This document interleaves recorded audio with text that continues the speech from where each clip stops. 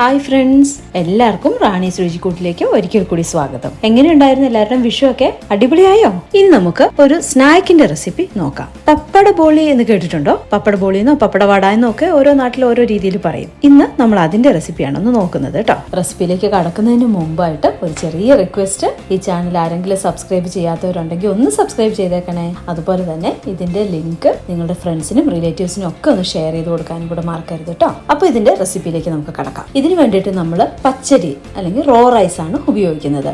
പച്ചരി ഞാൻ 1.5 മണിക്കൂർ വെള്ളത്തിൽ കുതിർത്തിട്ട് അതിൻ്റെ വെള്ളമൊക്കെ കളഞ്ഞ് എടുത്തു വെച്ചിരിക്കുകയാണ്. മെഷറിംഗ് കപ്പാണ് ഉപയോഗിക്കുന്നതെങ്കിൽ 250 എന്ന് എഴുതിയിട്ടുള്ള മെഷറിംഗ് കപ്പിന് 1.5 കപ്പാണ് നമ്മൾ എടുക്കുന്നത്. അല്ലെങ്കിൽ നമ്മൾ ഗ്ലാസ് ആണെങ്കിൽ ഒരു മീഡിയം സൈസ്ഡ് ഗ്ലാസ്സിന് 1.5 ഗ്ലാസ് എടുത്താലും മതി കേട്ടോ. ഇത്രയും മെനക്കെട്ടൊക്കെ അരി കുതിർക്കാനൊക്കെ ബുദ്ധിമുട്ടുണ്ടെന്നുണ്ടെങ്കിൽ അരിപ്പൊടി കൊണ്ട് വേണമെങ്കിൽ ഒന്ന് ട്രൈ ചെയ്ത് നോക്കൂ കേട്ടോ. ചിലർക്കൊക്കെ അത് ശരിയാവുന്നുണ്ട്, പക്ഷെ എനിക്കത് അത്ര വിശ്വാസം പോരാത്തതുകൊണ്ടാണ് ഞാൻ അതിനൊക്കെ കടക്കാത്തത്. അങ്ങനെ ഇനിയിപ്പം നിങ്ങൾ അരിപ്പൊടിയാണ് ഉപയോഗിക്കുന്നത് എങ്കിൽ വറുത്ത അരിപ്പൊടി ഒരിക്കലും ഉപയോഗിക്കരുത് കേട്ടോ. കാരണം എന്താ വെച്ചാൽ അതിന്റെ പശിമ പോകും. അതുകൊണ്ടാണ് നമ്മൾ വറുത്ത അരിപ്പൊടി ഉപയോഗിക്കരുതെന്ന് പറയുന്നത് കേട്ടോ. പിന്നെ ഞാൻ 15 പപ്പടമാണ് ഇതിന് എടുത്തിരിക്കുന്നത്. ഇത് നമ്മൾ സാധാരണ വീട്ടിൽ പപ്പടം കാച്ചില്ലേ, ആ പപ്പടം തന്നെയാണ് കേട്ടോ. പക്ഷെ ശരിക്കും ഇതിന് വേണ്ടത്, ഇപ്പൊ നാട്ടിലെ അച്ഛനൊക്കെ ആണെങ്കിൽ ഇതിനെ ഉപയോഗിക്കുന്നതെന്ന് പറഞ്ഞാൽ പറഞ്ഞുണ്ടാക്കി സ്പെഷ്യൽ ആയിട്ടുള്ള പപ്പടമൊക്കെ. ഇവിടെ നമുക്കതൊന്നും കിട്ടില്ലാത്തത് കൊണ്ട് ഞാനിപ്പോൾ നമ്മൾ സാധാരണ ഉപയോഗിക്കുന്ന പപ്പടം തന്നെയാണ് ഉപയോഗിക്കുന്നത് കേട്ടോ.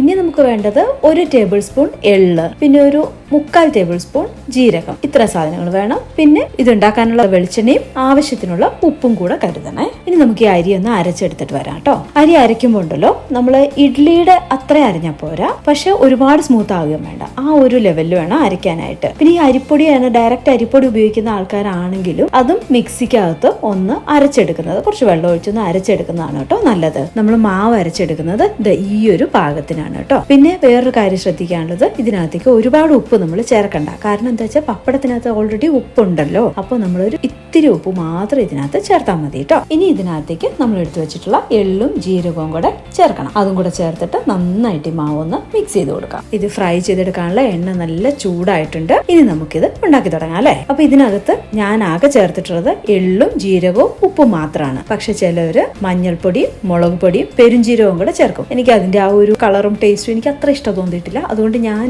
ഈ 3 സാധനങ്ങൾ മാത്രമേ ചേർത്തിട്ടുള്ളൂ കേട്ടോ. അപ്പൊ ഈ പപ്പടം എടുത്തിട്ട് ഈ മാവില് ജസ്റ്റ് ഡിപ്പ് ചെയ്യുക. ഈ ഒരു രീതി തന്നെയാണ് ഇത് ഉണ്ടാക്കുക. ഡയറക്റ്റ് എണ്ണയ്ക്കകത്തേക്ക് നമുക്ക് ഇടാം കേട്ടോ. വീട്ടില് പപ്പട ബോളി ഉണ്ടാക്കുന്നതിന്റെ ഉസ്താദ് അച്ഛനാണ് കേട്ടോ. ഞാൻ ഈ അടുത്തിടെയാണ് ഇത് ഉണ്ടാക്കി തുടങ്ങിയത്. എനിക്കൊരു ധൈര്യം ഉണ്ടായിരുന്നില്ല ഇത് ഉണ്ടാക്കാൻ ശരിയാകുമോ എന്നൊക്കെ ഒരു പ്രശ്നം ഉണ്ടായിരുന്നു. പക്ഷെ ഏതായാലും ഈശ്വരാദിനെ കൊണ്ട് ഞാൻ ഉണ്ടാക്കിയപ്പോൾ ശരിയായി. അപ്പൊ ഞാൻ വിചാരിച്ചു എന്തായാലും ഈ റെസിപ്പി നിങ്ങളോടും കൂടെ ഒന്ന് ഷെയർ ചെയ്യാന്ന്. 2-3 മിനിറ്റ് കഴിയുമ്പോൾ നമുക്കിത് തിരിച്ചിടാം. ഇത് ഇടയ്ക്കിടയ്ക്ക് അങ്ങോട്ടും ഇങ്ങോട്ടും തിരിച്ചും മറിച്ചും ഒക്കെ ഇട്ട് സംഭവം നമുക്കൊന്ന് ഫ്രൈ ചെയ്തെടുക്കണം. അതാണ് ഇതിന്റെ ഒരു കണ്ടീഷൻ. ഇത് അധികം സമയം എടുക്കില്ല കേട്ടോ, പെട്ടെന്ന് തന്നെ ഫ്രൈ ആയി കിട്ടും. അപ്പോൾ കുറച്ചെണ്ണൊക്കെ ഉണ്ടാക്കി കഴിയുമ്പോഴേക്കും ഇതിലെ വെള്ളം തീരെ അളവ് കുറയും. അപ്പോൾ ഒരു 2 സ്പൂൺ വെള്ളം കൂടി ഇതിനകത്തേക്ക് നമുക്ക് ചേർത്ത് കൊടുത്താൽ മതി കേട്ടോ. അപ്പോൾ നമുക്ക് ഒരെണ്ണം കൂടെ ഒന്ന് ഉണ്ടാക്കി നോക്കാം അല്ലേ. ഇതിനകത്ത് മാവ് ഇങ്ങനെ ഫുള്ളായിട്ട് കളഞ്ഞതിന് ശേഷമാണ് നമ്മൾ എണ്ണയിലേക്ക് ഇടുന്നത്. ഇതിൽ നമ്മൾ മഞ്ഞപ്പൊടി മുളക് പൊടി ഒന്നും ചേർത്തിട്ടില്ലല്ലോ, അതുകൊണ്ടാണ് ഈ ഒരു കളറിലിരിക്കുന്നത്.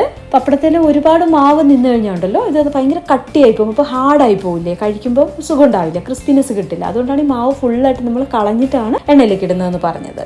അപ്പോൾ നമ്മുടെ പപ്പട ബോളി എല്ലാം റെഡി ആയിട്ടുണ്ട്. ഇത് നിങ്ങൾ ചായയുടെയോ അല്ലെങ്കിൽ കട്ടൻ കാപ്പിയുടെയോ ഒക്കെ കൂടെ ഒന്ന് കഴിച്ചു നോക്കൂ. നല്ല കോമ്പിനേഷൻ ആണെന്നേ.